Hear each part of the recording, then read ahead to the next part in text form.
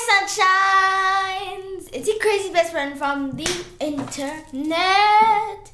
Today we are doing piano lesson number 2 and we're going to be learning about notes and where they are put and all those kind of stuff.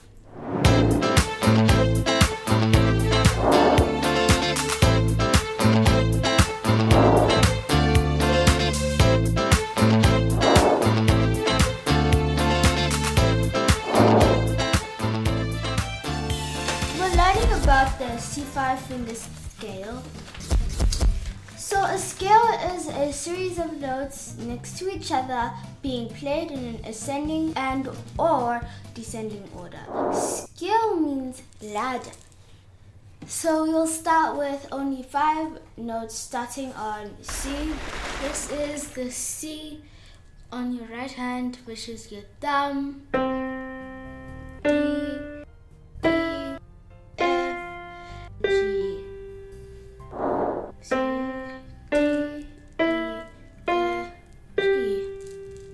On the left hand, your pinky is your C. On the E, F, G.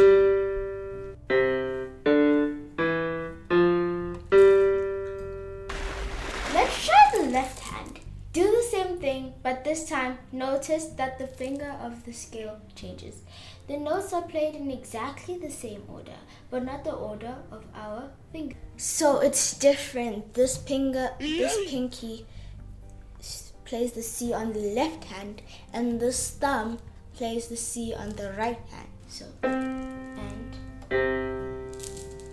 but the middle finger here always stays the same. On the left and the right hand, it's the same thing.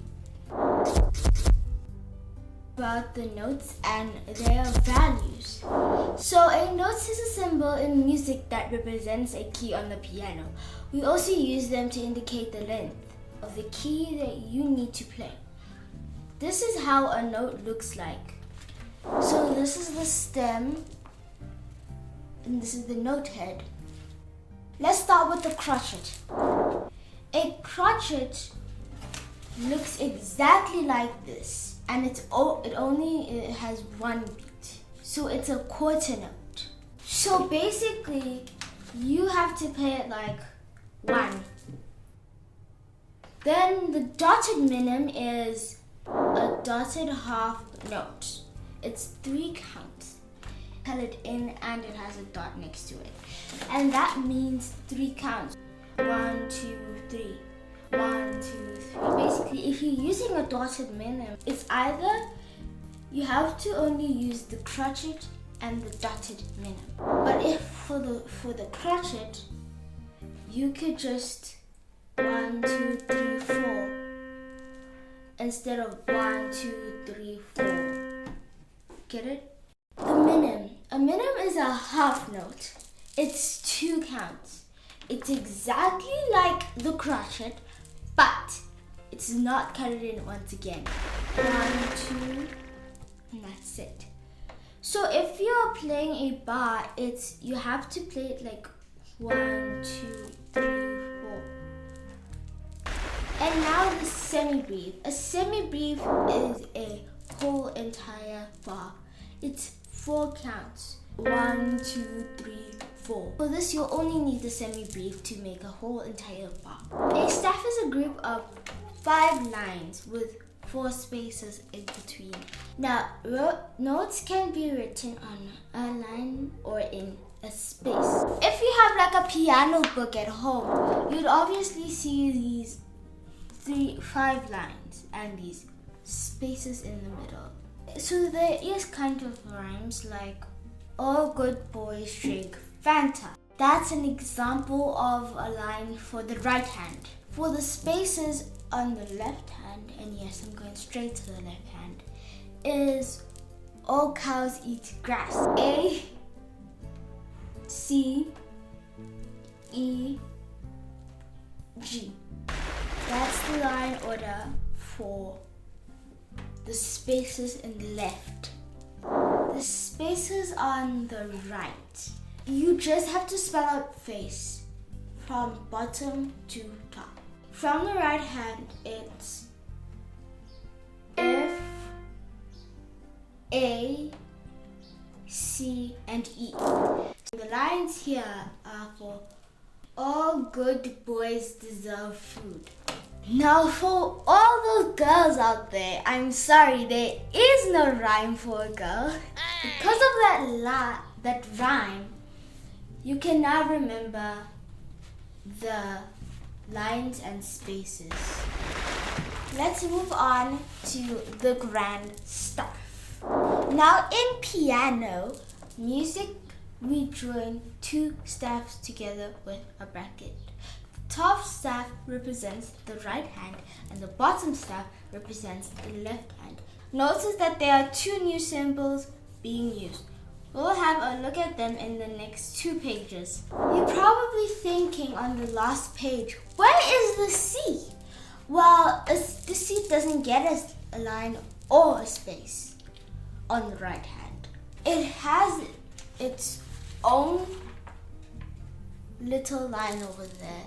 The middle C is very different from other notes, mainly because it's not on a line and it also has a line.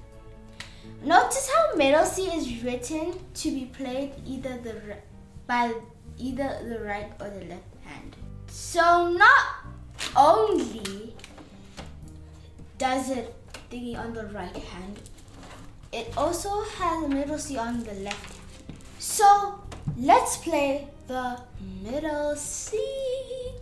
Now, piano. Piano means to play softly.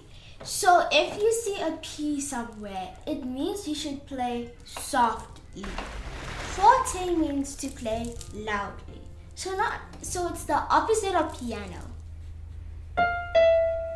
Circle all the dynamic marks using in the piano tuner. Notice the double bar line at the end.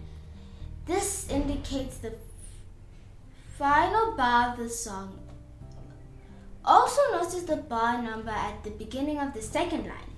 This helps us keep track of our bars. Play the piano tuner. So this is the piano tuner. This is the song over here.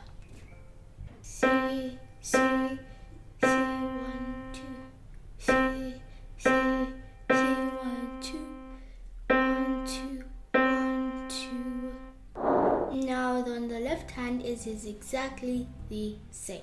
C, C, C, 1, 2, C, C, C, 1, 2. The treble clef represents all the notes above middle C. It is also called the G clef because it circles around the G line. So it's called the G clef because of this little G over here. The bass clef represents all the notes below middle C. It is also called the F clef because the big dot is on the F line. This big dot is here by the F. This is how the note F will look like. Learn and remember this note. It is a guide note to help you. So the note F is over here, just chilling there, and its line of the note is over there. The treble clef represents all the notes above middle C. It is also called the G clef because it circles around the G line. This is how the note G will look like. Now the bass clef. The bass clef represents all the notes below middle C. It is also called the F clef because the big dot is on the F line. Now let's see and put it all together what we've learned today. Now we use our guide notes F, middle C, and G to help us get the notes in between. So this is the left hand. The left hand is always at the bottom here. The right hand is always at the top. Now we use our guide notes F, a middle C, and G to help us get the notes in between. F, G, A, B,